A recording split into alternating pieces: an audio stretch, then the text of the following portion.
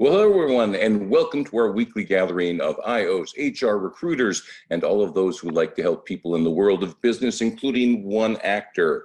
Jeremy, today we've got a rather interesting topic, as we always do. But today we're going to talk about how to rebrand yourself as a better leader to your In-Tact team. So I'm assuming here we're talking about the team you already have. Yes, so it's a team that you already have, and by the In-Tact, it's sometimes when you're working in organizations, you have these extant teams. So this is for your particular In-Tact team in a particular department, a particular group working on particular projects. And I must say, Tom, you know how I always say it's so easy to find the research on whatever topics we're discussing. I'm always amazed at how it takes so little time and everything just falls together. I think it was the last episode. Did not happen with that this time because I had to get a little creative because we're talking about branding.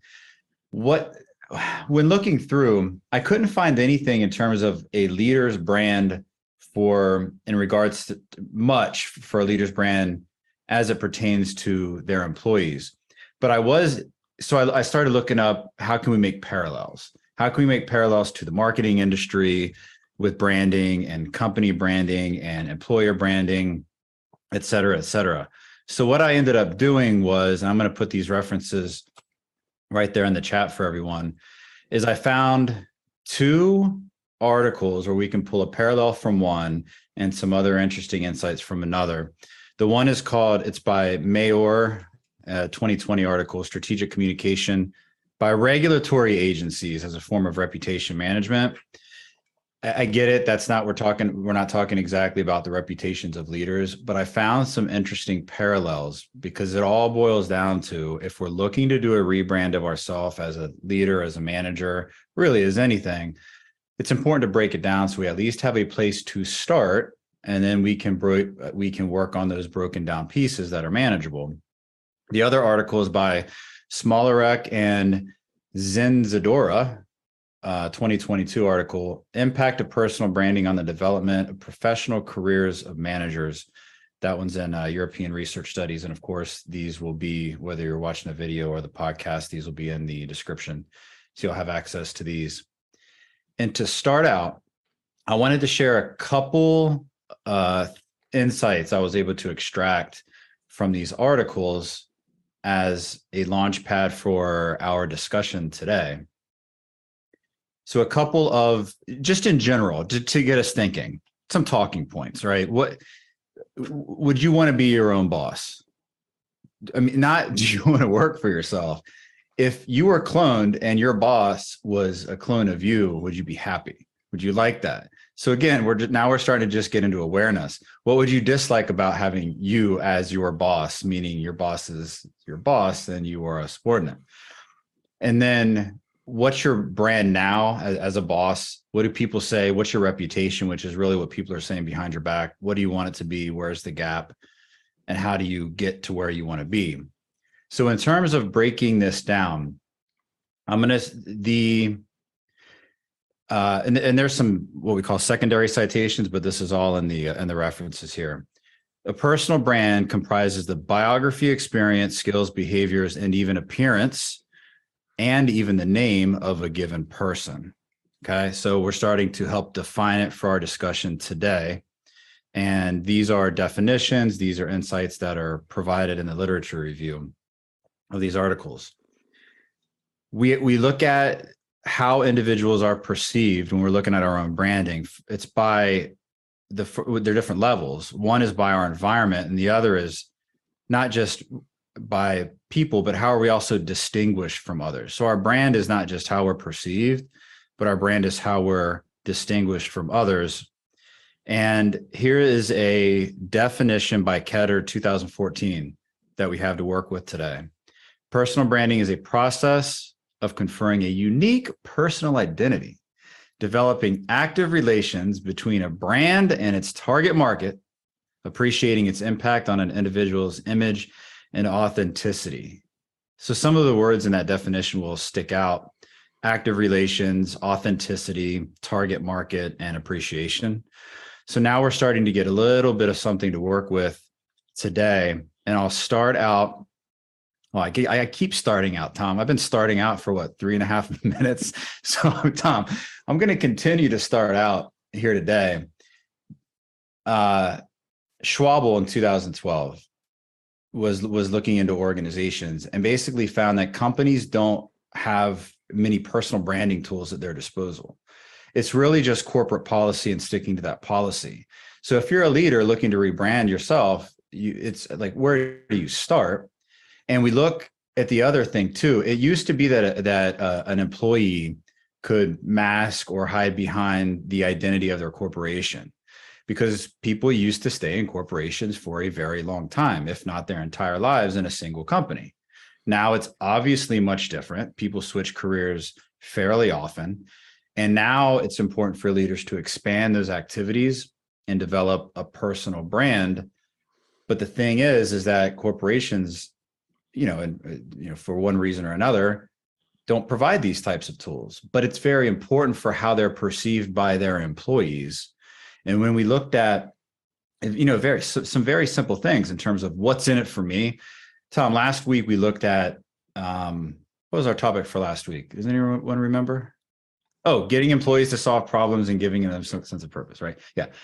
So we looked at the what's in it for me. Managers, supervisors, leaders in organizations who actually encouraged innovation and brought their employees in to solve everyday problems, they actually perform better on their yearly performance reviews, which in return made those bosses look better. So again, we look at what's in it for me in terms of how can we rebrand. I have more to share, but Tom, over to you.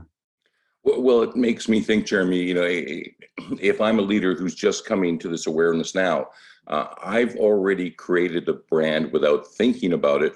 And we all know leaders who are, in organizations who may not be the greatest of leaders, but they're creating a brand because of the way people will think about them. So if I'm one of those leaders, how hard is it going to be for me to change my brand and get people, positive?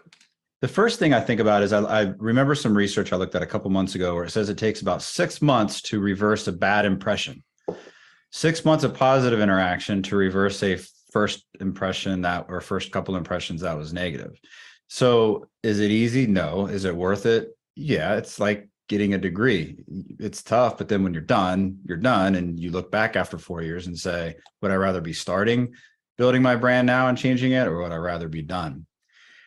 Think about the aura as people in an organization. Think about your aura. And your aura is really that immediate knee-jerk instinctual reaction to you when you walk into a room. There's some really neat aura exercises that organizations that actually, teams and even one-on-one can engage in. I guess that's what you engage in activities. I'm at a loss of words. Can engage in and start to figure out, what is my aura? How am I seen? Knee-jerk reaction, and then how am I seen in my environment? And then again, we go back to distinguished by others. Some leaders out there might be seen as toxic leaders, and that's for a whole nother show, because then we're looking at, if you're a toxic leader, do you realize it? Do you not admit it to yourself? Those kinds of things. But think about how your employees react to you. Think about whether or not you engage in more of brand crisis management. There are entire firms out there that are for brand crisis management. When something bad happens to a company and they get bad publicity, what do? If you're a leader, is that your main focus, is just when something bad happens or when there is a specific challenge? Or are you working kind of like an entrepreneur to continually engage in the interactions and continually engage in the communication and effective behaviors that are building and solidifying your brand? And it's also easy to simply have a conversation, if you can, open with your employees. Hey, if I had to write down my personal brand, what would you say it is? It's an easy activity to engage in. Tom? Well, let's go over to the HR department. Linda Ann, because I'm I'm kind of wondering, What would it be like if you called those leaders into your office and went, "We have to rebrand you"? Would they just stare blankly at your face? Um, a lot of them would, yeah, because they're not even, so it depends on the organization, and what they're focused on. But if they're technical people, they don't understand brand. Um, so, that would be one thing. The other is, I wouldn't do that unless I knew that the person or people had open minds, and were interested in having any kind of feedback at all, and where their heads were for uh, developing success and employee retention and all those kinds of things. So those are all factors to consider when you talk to somebody about creating their personal brand. I think for me, when Jeremy started to talk about, there's companies that handle situations when something goes wrong. I think the key thing for leaders before they tackle change of behavior is they need to do a little soul searching and determine who they really want to be as a leader to begin with. What does that look like for them and their aspirations? And then what is the value system that will back that up, that will be the foundation for them to function when they're in those crisis situations? Do you find that most leaders would come back to you going, "Yes, my brand is making money. That's what I care about, and success"? Does that work anymore? Well, you don't make money without your employees, and if you can, then you should do that. Do it without employees. Um, so you have to. That's a very, very narrow sight. What, me being narrow? No, no. Lee, let's go to you. I think some of this comes down to the terminology because, for so long, what we now think of as brand is just reputation. What do people think of you? And, when you were talking about some of the people who have been in the workplace longer, when you say, what are your brand, you're going to get that, kind of that, the puppy dog look. What does that mean? Brand, that's for a product, that's for whatever. And so I think the starting point with them is going to be the defining what brand is, that this is your professional relation, your your reputation and what people think of you. And the difference is making it intentional.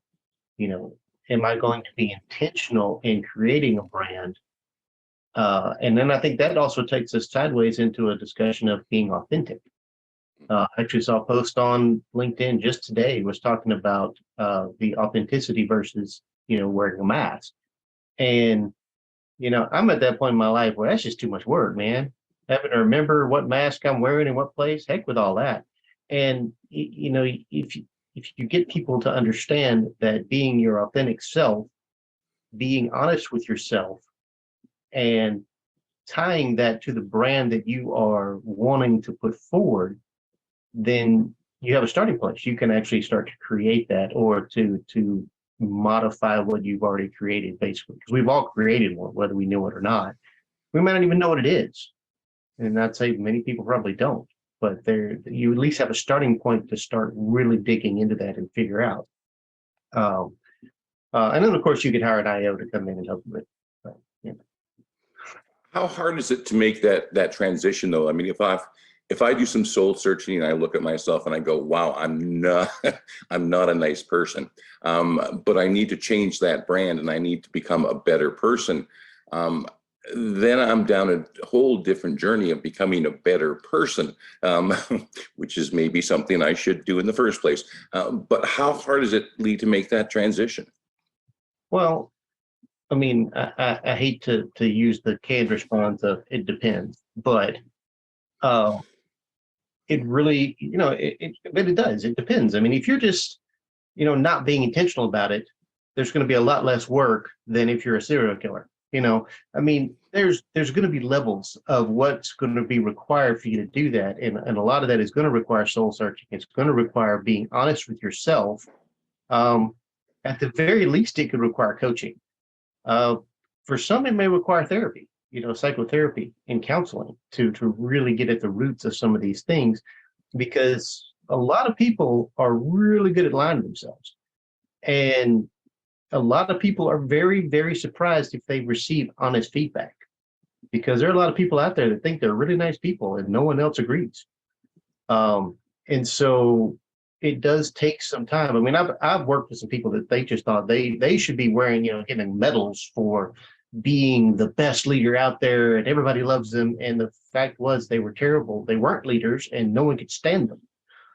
But they were in their world that they had defined, that's where they define themselves. So that's going to be a person that's going to require a lot of work and a lot of soul searching. And let's face it, probably will never happen because they won't put in the work until something hits them in the face that brings them to the reality of, maybe this world I've created isn't reality. Well, Dr. Martha, let me go to you then, because how many leaders are actually self-aware? Well, that's the thing here, right? We're talking about the need for introspection and awareness. And when thinking about this topic, first and foremost, I think when it comes to branding, the vast majority of organizations think of branding in terms of the organization as a whole. So I think we would be hard pressed to find organizations that provide any kind of infrastructure or support for individuals to brand themselves.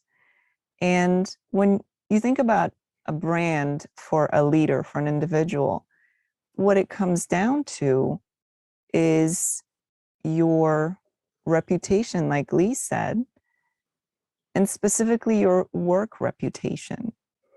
And while in certain instances, a reputation can take a turn with one event, generally speaking, reputation is something that builds over time.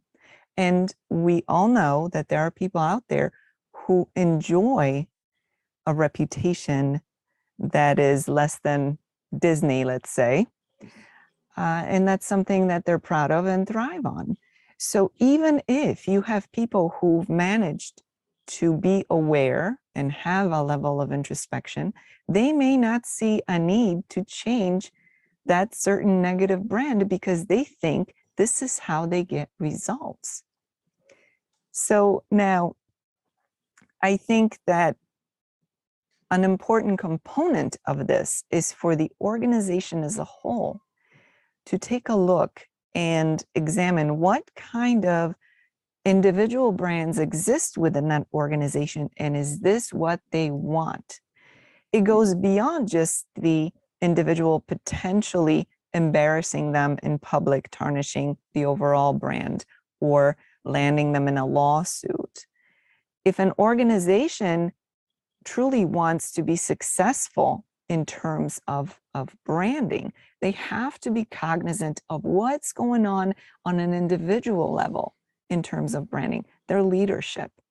So this is where, again, an IO would be very helpful, because there's a lot of moving parts to this. It doesn't happen overnight. You have to understand what you're doing, why you're doing it, what's your goal, what's your A to B, where do you want to be, where are you now, and the work that it's going to take, because it doesn't happen overnight. You can put on a face, you can change your look, you can start acting differently, but the team around you knows who you are, the old you. They're not going to magically accept that you've changed overnight. Maybe you made an announcement, I'm rebranding myself. Okay, good luck with that. It's going to take some time. You need people's buy-in to that. It's not just you deciding and saying. You need to convince other people. And how do you convince other people? It happens over time. You have to walk the walk. You have to prove yourself with behaviors, with the decisions you're making, with how you're treating other people. And again, it all goes back to reputation. So it's not something that's going to happen overnight, but it has to start with understanding where you are and wanting to change that, and then knowing where you want to go. Yeah, and getting the IO as a guide through that transition might be a really smart move. Linda Ann, let's go to you.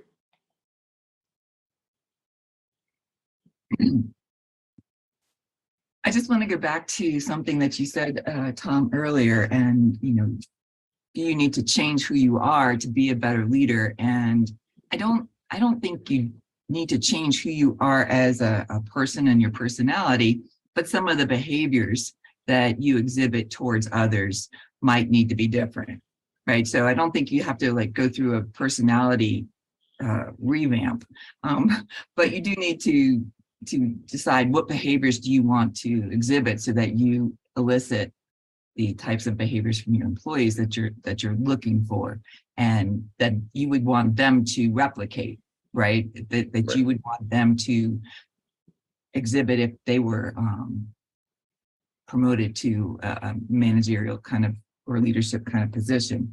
The thing that I think is important though, if you're a leader, you really do need to care about people and their success. And, and I've heard people say, I just don't like people. Well, then maybe you shouldn't be a leader. Then you should there's probably another good space for you. But you really have to care about someone's success. And if you do, then kind of the rest flows from that. And so I think that's something that's important for people to evaluate as, do they care about whether or not someone else advances in their career, has a successful experience, and those kinds of things. And then with regard to what Lee was saying, it's really a reflection of the company. That's exactly what I was thinking. Basically your company's reputation is the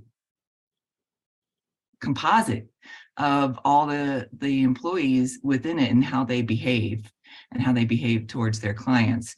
So I think that whether you're branding yourself or the company, that needs to be a clear understanding of how we behave as an organization, and then the people need to support that with their behavior. Yeah, change is hard and it's gonna take some time. And sometimes we just don't feel like we have the time, but I think we need to take that time as well. Go ahead, Linda.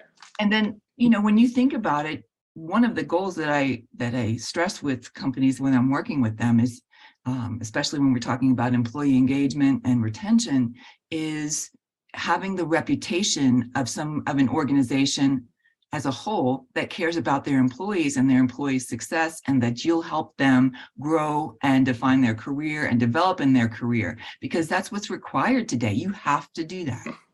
Isn't that one of the biggest mindset changes that we need to go through right now in business and industry, is that caring and the understanding that this is actually going to make you more successful over the long run?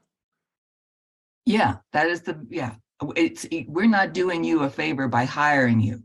You're doing us a favor by working for us, right? Boy, that's a big change from when I was 18 years old and got my first job. Nijat, let's go to you.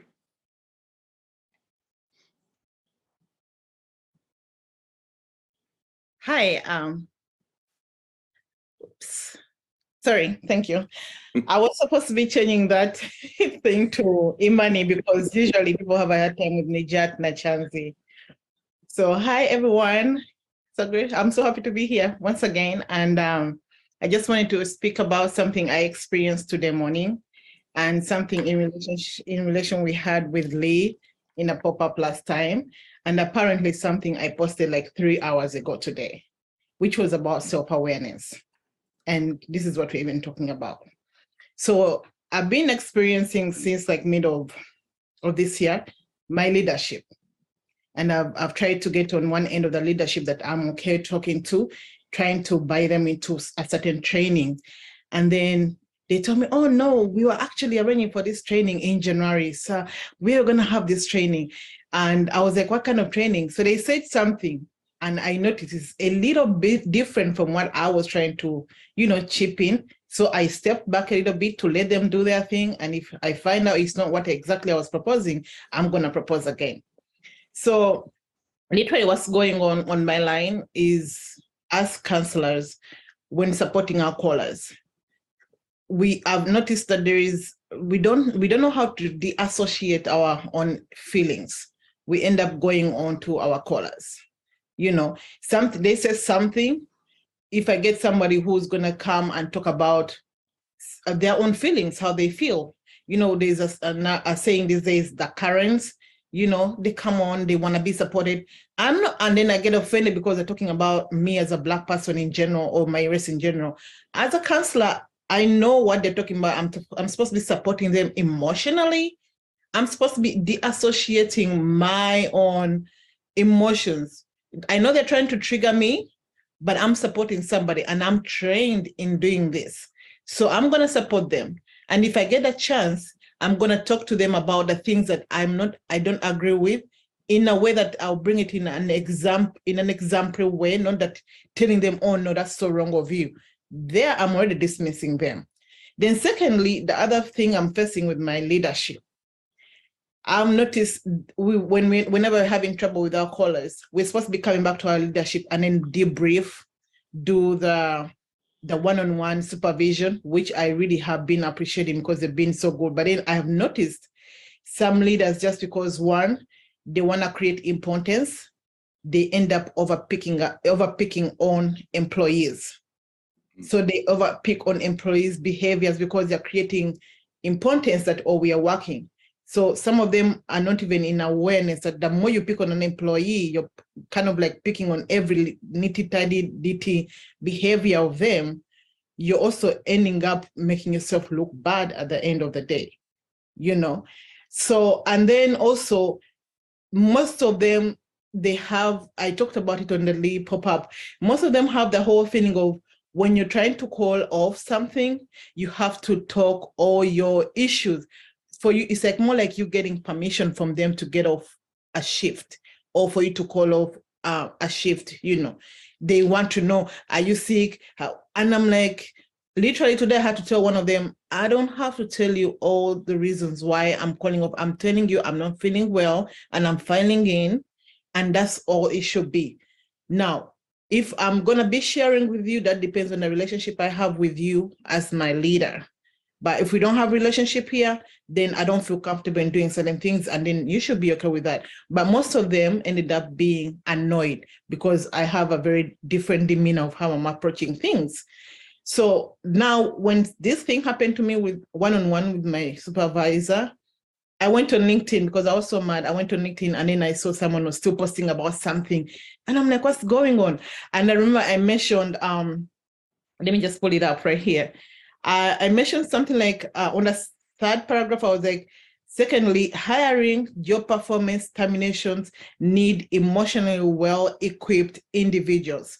Self-awareness is essential for personal development, which I meant self-awareness is everything in anything. And then like as individuals, we have to like, as coaches or as people coming up with these training things within our organizations, we have to come up with courses that are going to really be targeting people on how they should have emotional intelligence. As in, I'm a big person on emotional intelligence, because when you have emotional intelligence, you have self-awareness, self-regulations, you have the social skills, you're able to separate your emotions, you're not easily triggered with a few things, because most of the time when you're triggered, we're going to end up, violating the employees, or we're going to end up, embarrassing their organizations, and hence leading to all the lawsuits you've seen. And most videos that I've seen, you're looking at somebody and all they're using is their ego, and they go in, they rabbit in instead of just stepping back. So they don't have that control. They don't have the regulations of their emotions. They just don't have the capacity. So me, in my head, I'm already like proposing, I'm like, we should also come in with these courses in a way that, like someone said, Lee said that you're supposed to be going for some therapy, counseling and stuff. I feel like it should be for everybody in an organization to be checking in, to have that training. And that training doesn't even have an ending, because feelings change. If the first quarter of the month we've had a training on emotional intelligence or self-awareness, people, I've seen it in my organization, people thirst. We always have these group supervisions, and whenever we come in, talk about the challenges and stuff, and then we talk about how we're supposed to be conducting with these callers and stuff, we feel way much better. And then when we come into the next meeting, we feel like we are thirsty for that time and to talk, to really mentor to our souls so we can rejuvenate and go back to these lines. So I feel like the trainings on self-awareness, emotional intelligence, where we'll have self-control, self-regulation, social skills, and the empathy to really deal with each other so we can learn how to coexist. This is like the base of almost everything: communication, and then also engagement with employees. Because I literally held back today with my supervisor, and I was just literally showing him I don't have to even. He's like, "Oh, do you have anything you have to share with me?" I'm like, "I don't have anything to share with you," because I'm like, if I don't have that relationship with you, why would you like, okay, is there any way I can support you? And I literally was so mad. I told him, I think that question should be directed to the organization. Like, how can you best support your employees? Because I felt like they wanted the answer from me and I know what they were doing. So I resisted. I'm like, it should be directed to your, organization. Ask them how you can best support your employees. I knew I could tell them, oh, this, and that, but I was literally like holding back because I'm seeing I'm giving in something and then you're not reciprocating in terms of respect, in terms of you zeroing down on interacting like we are humans or even coexisting. If you don't like me, at least let's coexist on common grounds, get that money, then we just go. So that's what I just want to speak on. And I hope maybe I touched on a few points and I hope I stayed within the line of what we're talking about. Thank you so much. Well, I think it was great, Imani. And I think you bring up a really good point, especially as we're talking about leadership branding and rebranding for those employees, where you mentioned Daniel Goleman's book, Emotional Intelligence, which came out over 20 years ago, but there's still leaders who don't really know the work. They, those common phrases, what can I do for you? How can I support you? They've just become words where there is no real support. So, as we're trying to convince leaders to rebrand, let's take care of the knowledge gap that seems to have grown over the last 20, 30 years, where leadership has not been trained. Their training has been just what you learned from the guy who had the job before you. Right. And, which is really, once again, brings in the need for IOs and, better HR support. So, thank you very much for that. Because I think it was great. Lee, let's go to you. I think that she brought up some very important points that really kind of go along with this, because, the branding of an individual, a supervisor, leader, or what have you, is so closely tied to the people that they lead. And the having that emotional intelligence, facilitating psychological safety is huge. Fostering trust is huge. And, which comes down to things like, micromanagement, as Monty said, the micromanaging, you're not making yourself look good when you're nitpicking way too much. And on top of that, you're not fostering trust. And when you say, when you start digging into information that maybe you don't necessarily need, some personal details maybe that, it's fine on a relational basis if someone feels comfortable and trusts you to the point of sharing it with you, but it's not necessary for your position. And so when you start trying to dig into those things, and actually one thing, the conversation that Monty referenced, we were talking about things like HIPAA stuff, like, I can tell you that I don't feel well and therefore I am not coming to work today. You don't necessarily deserve or need to know the details of that. I don't need to give you a medical, diagnosis or what have you, because now we're getting into stuff that's, probably not your business. And some people just don't understand that. And you're also not fostering the trust and the psychological safety when you start digging into those things that you don't have you don't have any business in that room. Yeah, I agree 100%. Dr. O's, go ahead, Imani. I'll just be quick here and say, he said psychological safety, and then I remembered psychological contracts. Like, we somehow don't zero down with psychological contracts right now. Like, we're not writing any we're not signing anything, but actually when I come to work for you, I highly expect so much of you as my leader. And when I see you doing something different, like I'm like emotionally I'm shut out. And then there goes the call off, there goes the I don't care, that goes me now starting to go on LinkedIn, on ZipRecruiter, or like looking for other opportunities. So psychological causes or contracts come along with all this whole thing, like having that sense, of psychological contract. Thank you so much. You can go ahead. You're welcome. Dr. Martha, let's go to you. I'm going back to a point that you brought up just now, the idea that leaders simply don't get enough or the kind of training that would really help them with this. And this is a point that keeps coming up over and over again, which means that this is a real issue. Think about this. We are talking about personal branding, which can be seen as a somewhat sophisticated topic of conversation.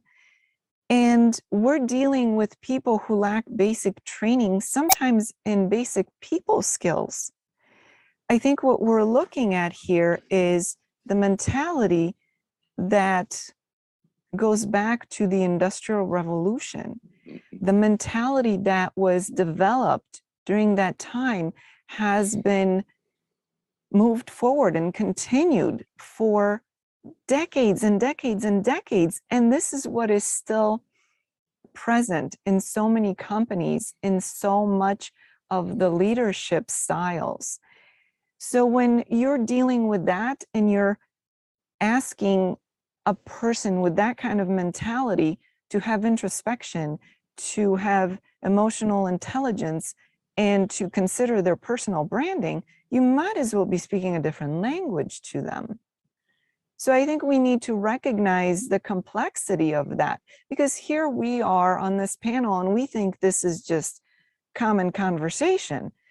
But realistically, think about the mentality that can be prevalent in so many organizations. And I really think it goes back all the way to the Industrial Revolution. It was a whole different world, whole different way of thinking, whole different way of viewing management or leadership versus the workforce.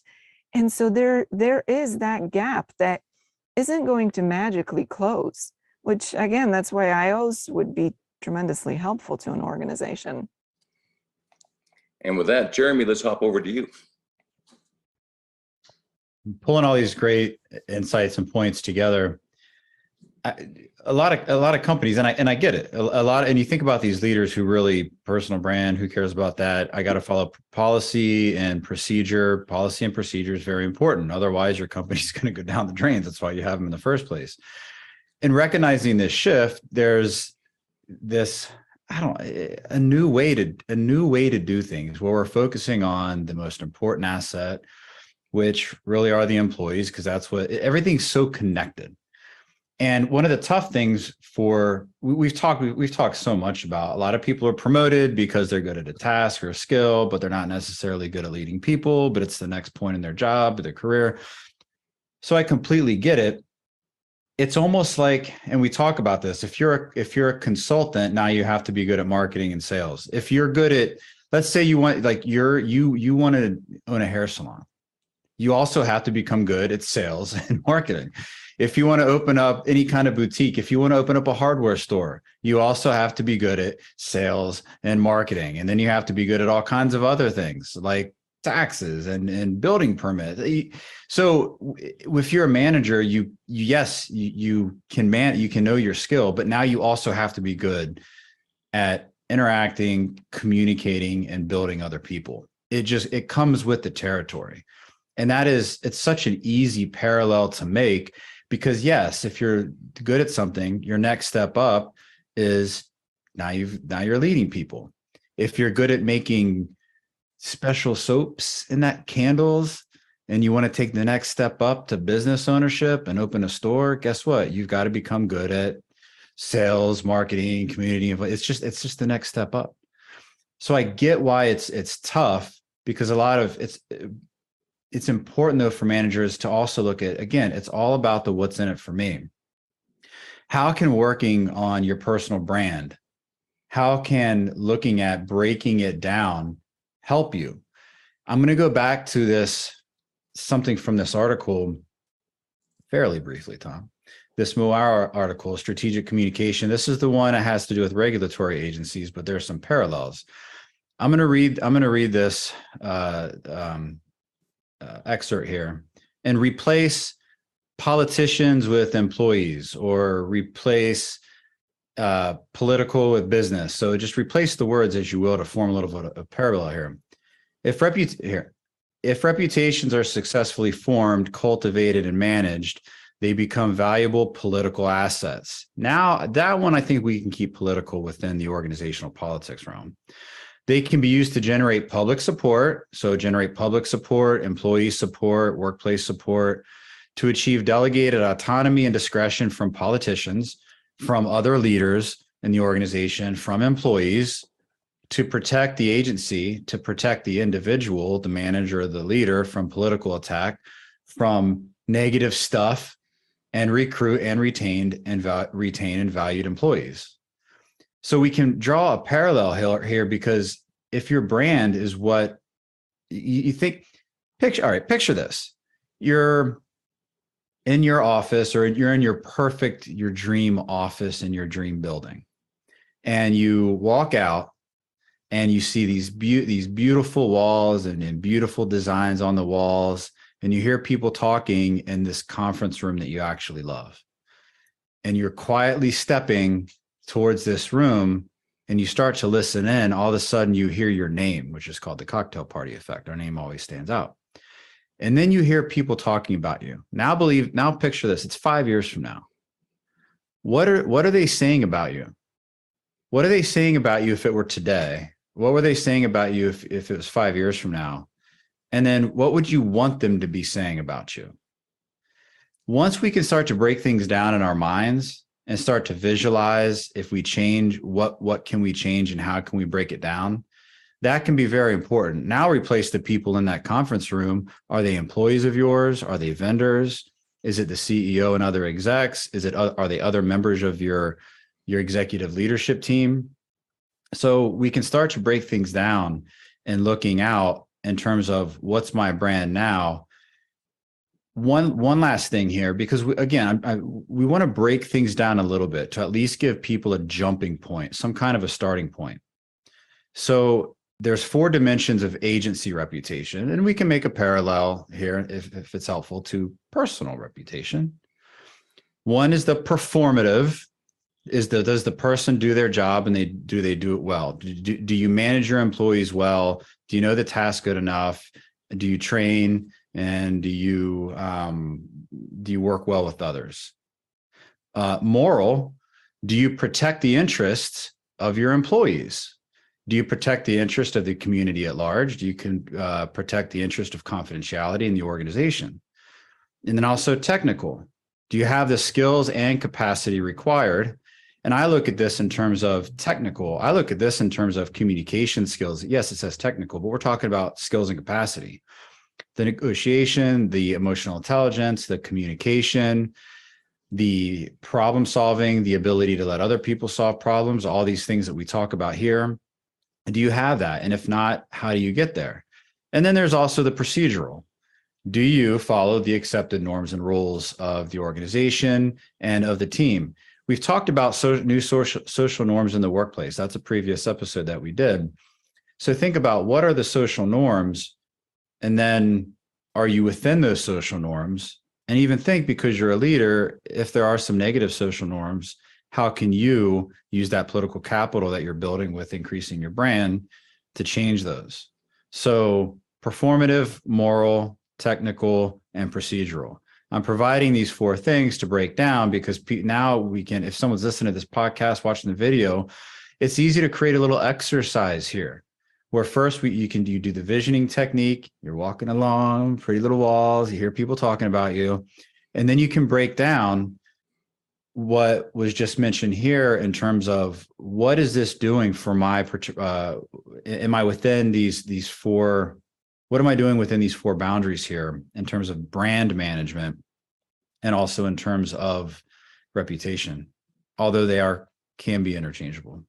Well, let me ask you this, Jeremy, because as leaders, if they're listening to the podcast or they're watching the video, they're going to go, okay, this makes sense to me, and maybe this is something I should do. but a lot of them are focused on the bottom line. So if I rebrand myself and I make these changes, so it's much more positive, is it really going to affect the bottom line? Glad you asked, Tom, because here I'm looking at the other part that I've highlighted in this article.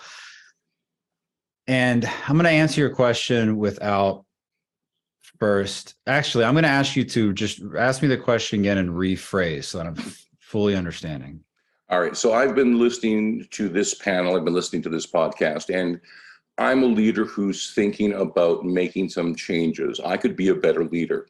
And I'm hearing this discussion about rebranding. I'm hearing this discussion about all the effort I'm going to have to put into to make this change and how this change might affect the organization. And it might all be positive, but if we're just a bunch of friends now and we're making less money, if my business is now less profitable, so are there any, and we talk about research all the time, so is there actually research out there that goes, hey, if you make these changes, leader, your organization and your team will be more profitable and productive?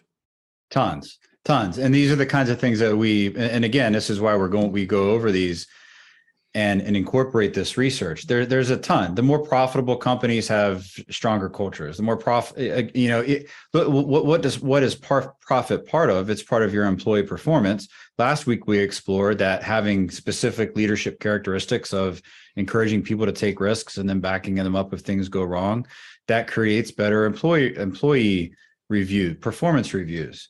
I'm just going to take a wild guess without any research here, that companies that have an average higher performance employee review, 5-star versus all 1-star employees, I'm just guessing that they do better. Now, that's not to be, the employee performance process will be a full conversation for another day, because yes, employee performance reviews, what employees want is accuracy. I'm going off on a purposeful tangent here.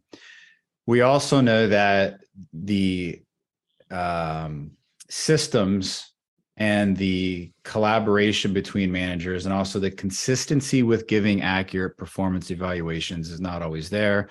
So that's not to say that an employee with an average of 4-star employees versus an average of 2-star employees, it could be that those 2-star employees are actually good employees, but it's just not accurate in terms of their review.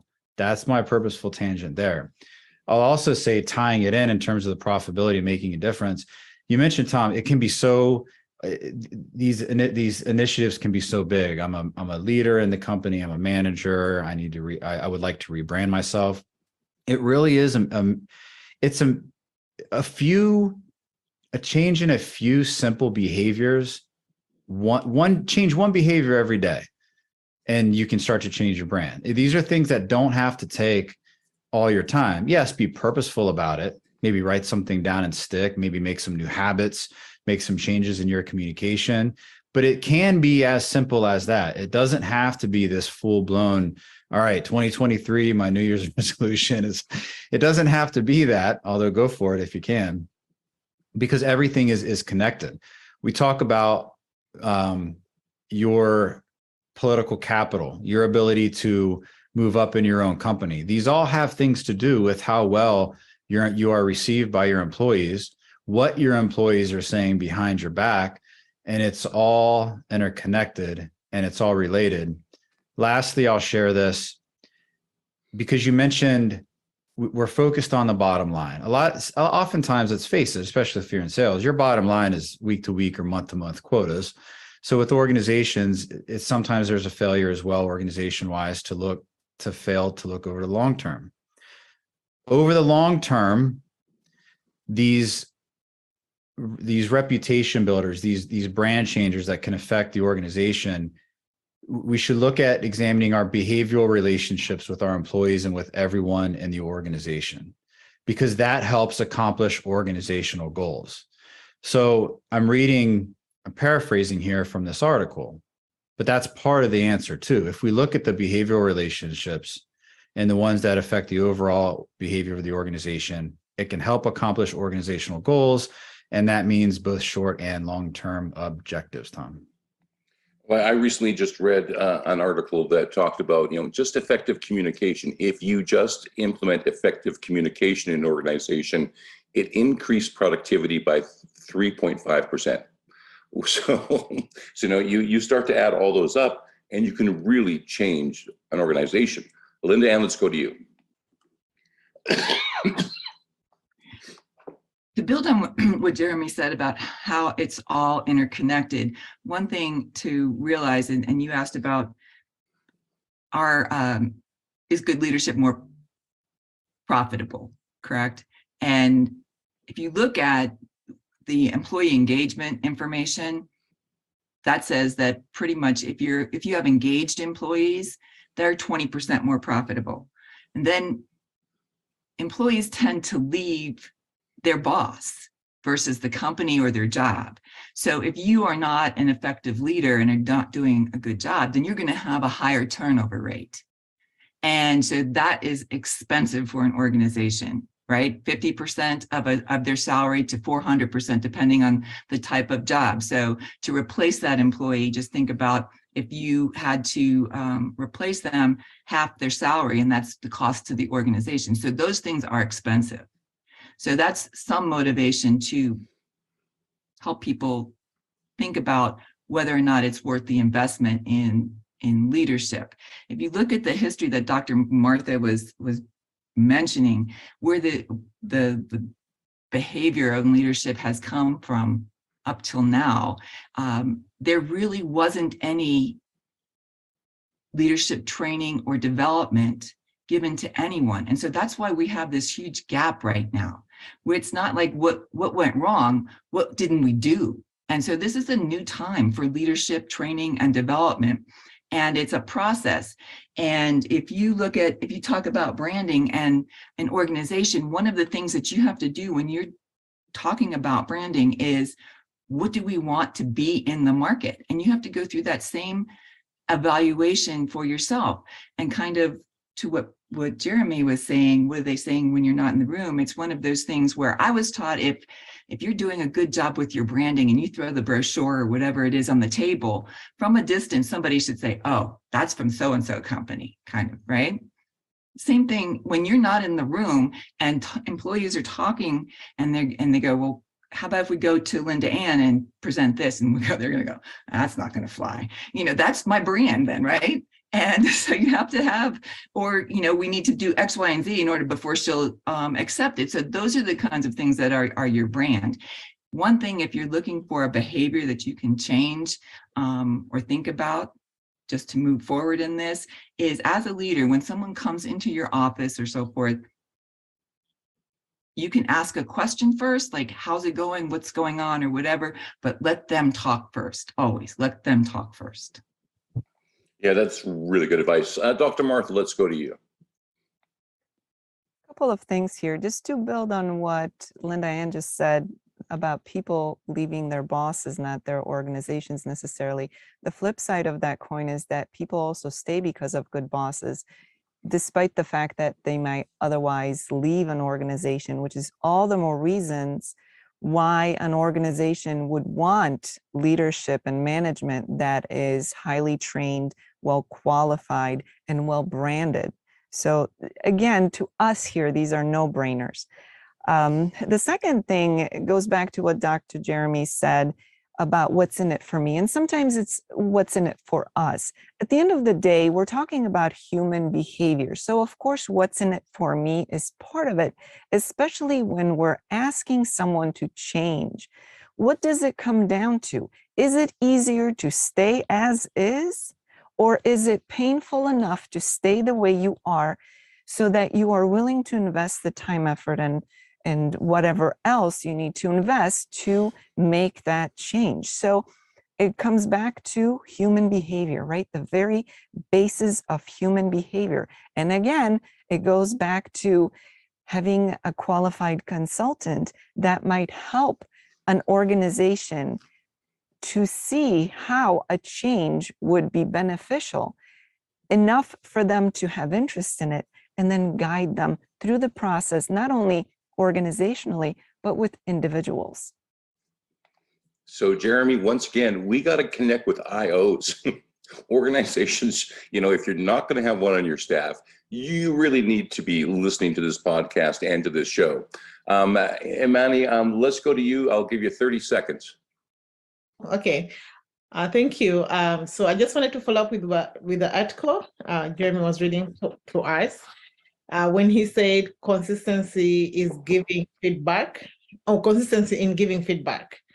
So I kind of experienced that, and I would say that is right. And I have my supervisors, so one of them gave me feedback, another one gives me another feedback. So I was confused. I asked them, so what criteria are you guys using to give me feedback? At this point, I felt like I was being attacked from each, and then the supervisor told me, well, each supervisor is going to give you feedback according to how they feel like anything should be done. So I'm like, okay, do we have like a procedure we're following? Because I have a guideline on how I'm supposed to be going about this.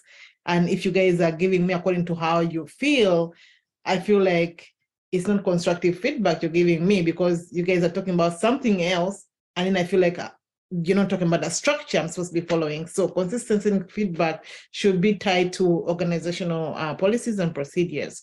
And then when you talked about the procedures, and then when you talked about performance, that part, I just wanted to say that it takes discipline to follow up, and it takes like patience to go through certain procedures, like the technical part of it. If somebody's taking a longer time to learn it, like we all learn differently as employees. So imagine as a leader, you're losing patience. So it's also still zeroes down to the skills you're supposed to be having in self-awareness, emotional, to have the patience, to have the discipline as an employee, to follow the procedures, and then also as leaders to have the patience with these kind of employees that we're training. So to me, I kind of like concluded when I'm kind of like looking to things like, I don't know if I'm going to go big, because there's one of my research I was doing when I was in my master's. I went for Google, and then my lecturer told me, oh, you've gone so, you're doing such a wide topic. Are you sure you're going to handle it and stuff? So it was really invalidating me. So I just narrowed it down to whatever she wanted me to do. But then I've always looked at things like Google, the way they're doing their things. One of the solutions my colleagues, or one of my mentors, you already talked about it in episode 101, when you said we simply need to strip these people's titles down. They need to get to the ground. And to me, I conclude with saying that then we need to strip their titles, because sometimes what we say is what we internalize. Most of the time when we call a child stupid, some of them will act stupid just because. And then when we call managers, I'm a manager, some of them get that whole ego of, I'm going to be managing people, I'm going to be managing. So when you strip them of certain titles on how we kind of like, instead of saying managers, we call them leaders, they will know they're supposed to be leading in a very natural way. And then I feel like the other solutions would be things like getting rid of monopolization, having that one person doing the same thing in the whole organization without having different people, which kind of like I've seen Google is doing.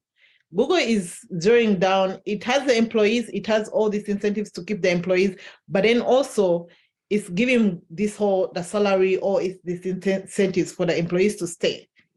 But then it's also creating competition for these employees, showing them, okay, there's so many other people. Okay, there's so many other people who would come in and zero down with this whole job. So my whole point is here, I feel like stripping titles, monopolization, and training in emotional intelligence is going to be a good thing on how we come in as IO psychologists to really do our work within these organizations. Thank you so much. You're on a fascinating journey, and keep us updated on how things are going. Dr. Jeremy, let's get back to you, because we need to wrap up, and we do have some events coming up in the next week. Yes, all the January 2023, is that a thing? All the January 2023 events are up and live on the cblock.com/events site. We have a members momentum session, CBlock members momentum session, as we do every other week. The next one is January 3rd, which is next Tuesday, my goodness, at 8 a.m. Eastern. our next our next open forum discussion like today is, of course, next Thursday, building influence at work. And we have our January theme of thought leadership in the workplace. And then I'll also mention that on January 20th, Deborah Colazo will be joining the IO Career Pathfinder members peer group meeting. So she's going to be giving some support to our IO Career Pathfinders. And lastly, if you love cute and cuddly wild animals, visit the events page on CBOC and look at the picture that we have up for the last event for January. Good discussion, everyone. Thank you as always. Tom, beautiful as always. Love it. Counting out in 5, 4, 3, 2, and 1.